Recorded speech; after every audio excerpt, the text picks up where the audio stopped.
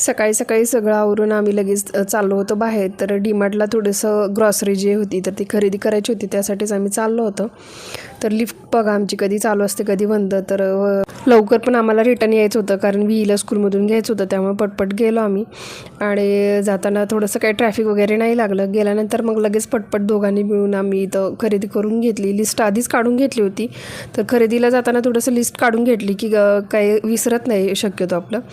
त्यानंतर आल्यानंतर सकाळचं दिवसभर जी काय कामं होती ती केली आणि संध्याकाळी इथं मी पूजा मांडायला घेतली होती. तर ही रांगोळी काढण्याच्या आधी अजून एक वेळ रांगोळी काढली होती. तर त्यासाठीच मी सकाळी पूजा मांडत नाही, कारण मुली काही ठेवत नाहीत. तर मी आतमध्ये गेले तोपर्यंत सगळं रांगोळी विस्कटली, त्यामुळे मला परत पूजेची तयारी करावी लागली. तर आता इथं हळदी कुंकूची बोटं ओढून लगेच आता वेड्याचं पान ठेवून इथं नारळ ठेवून घेतला आणि लगेच वस्त्र नेसून इथं देवी आईचा मुखवटा जो होता तर तो बांधून पण घेतला व्यवस्थित. आणि मग थोडेसे इथं दागिने घालून थोडंसं छान असा शृंगार केला आणि वेणी पण आणलीच होती.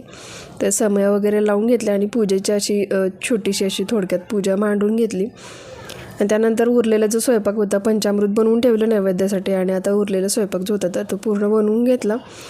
आणि त्यानंतर मग इथं पूजा जी होती तर ती पूर्ण वाचून घेतली. तर सध्या तर माझ्याकडे पुस्तकातली शक्यतो मी वाचतच नाही, जी पुस्तकं असतात हे कॅलेंडरमधली जी मागं कथा असते तर तीच वाचते. त्यानंतर आरती करून घेतली आणि आरती जी होती तर ती सगळी घरातमधून फिरवून घेतली. आणि दिवसभरचा उपवास होता, त्यामुळं आता इथं देवी आईच्या पाया पडून घेतला आणि उपवास जो होता तर तो सोडून घेतला.